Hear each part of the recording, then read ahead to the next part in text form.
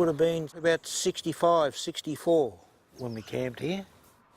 The reason I suppose we moved here was the forcible removal stuff, the welfare system.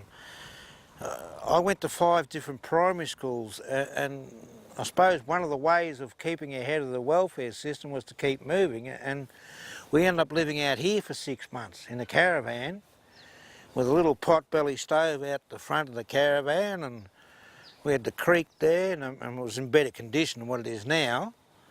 You could actually get into the creek and throw a line in back then, but not so much today. But yeah, so this is where we lived for about 6 months, just to keep ahead of the welfare system, I suppose. And it was cheap accommodation because we didn't have that much money back then. The old man, well, the stepfather, he was in and out of work all the time.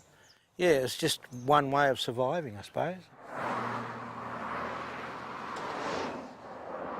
It was third world type conditions, but we were happy. We had food, we had the money to, to buy the bread, the milk, those sorts of things, but we were still poor. But we had the necessities, and that's all that mattered.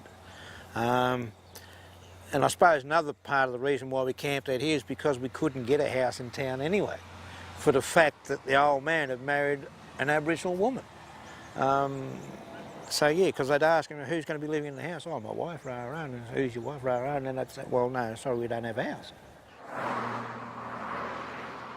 There's still a fair bit of racism back then, and it wasn't nice for a white man to marry an Aboriginal woman, so to speak. So there was a lot of that sort of stuff.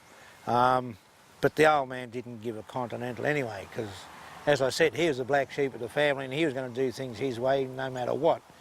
And he didn't give a continental what race my mother was.